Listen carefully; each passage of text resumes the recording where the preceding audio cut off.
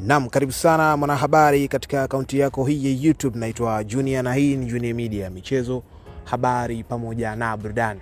Bwana, sasa hapa utapata taarifa kile ambacho kinaendelea kule Kongo na kile ambacho kinaendelea kati ya waasi na nchi jirani pamoja na nchi za kimataifa, nikizungumzia Marekani.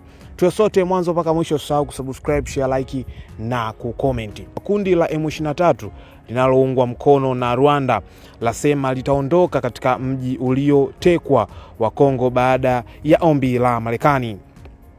Waasi wa M23 wanaoungwa mkono na Rwanda walisema watajiondoa katika mji wa Uvira mashariki mwa Kongo kwa ombi la utawala wa Marekani ambao ulikuwa umekosoa kukamatwa kwa mji huo wiki iliyopita kama tishio kwa juhudi za upatanishi.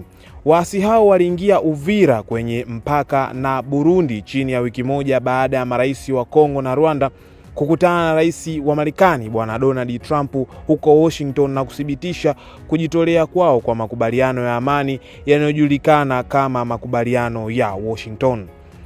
Waziri wa mambo ya nje wa Marekani Marco Rubio alisema Jumamosi kwamba vitendo vya Rwanda mashariki mwa Kongo vilikiuka makubaliano ya Washington na akaapa kuchukua hatua ili kuhakikisha ahadi alizotoa kwa rais zinaweza kutimizwa. Rwanda inakanusha kuunga mkono M23 na imewalaumu wanajeshi wa Kongo na Burundi kwa mapigano mapya. Ripoti ya kundi la wataalamu wa Umoja wa Mataifa mwezi Julai ilisema kwamba ilikuwa na amri na udhibiti juu ya waasi. Corneille Nangaa ni kiongozi wa muungano wa waasi wa Mto Kongo unaojumuisha M23 alisema katika chapisho lake usiku kucha kwenye X kwamba waasi wangejiondoa, lakini hatua hiyo ilikuwa kama kipimo cha kujenga uaminifu cha pande zote mbili ili kuupa mchakato wa amani wa Doha nafasi kubwa ya kufanikiwa, aliweza kuthibitisha hivyo.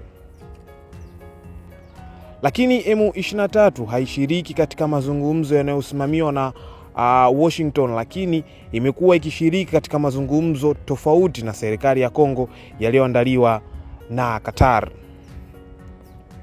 Mwanaharakati wa asasi za kiraia huko Uvira alisema kwamba siku ya Jumanne kwamba waasi bado wako huku chanzo cha waasi kilisema vikosi vya M23 na vya Kongo vitaondoka kilomita 5 maili 3 kutoka Uvira ili kuanzisha eneo la ulinzi, jambo ambalo M23 ilipendekeza katika mkutano na waandishi wa habari wiki iliyopita. Kongo na Burundi hazikujibu mara moja maombi ya kutoa maoni Jumanne, lakini hata hivyo M23 ilifanya mashambulizi ya radi mwezi Januari ikiteka miji miwili mikubwa zaidi mashariki mwa Kongo katika mapigano ambayo yameua maelfu na kuwafukuza mamia ya maelfu ya watu. Waasi hao wamefanya kazi ya kuanzisha utawala sambamba mashariki na hivyo kuiweka nchi hiyo kubwa ya Afrika ya Kati katika hatari ya kuvunjika kwa muda mrefu. Naam, habari hizi zilikuwa ni taarifa kutokea kule nchini Kongo dhidi ya kundi la M23 linaloungwa mkono na Rwanda likisema litaondoka katika mji uliotekwa wa Kongo baada ya ombi la Marekani. Kushukuru sana kwa kuendelea kuungana nami. Hizi zilikuwa ni taarifa za kimataifa kutokea huko. Usahau kusubscribe, share, like na kucomment. Ulikuwa nami, naitwa Junior na hii ni Junior Media, michezo, habari pamoja na burudani. Kutokea hapa sina la ziada mpaka wakati mwingine. Bye bye.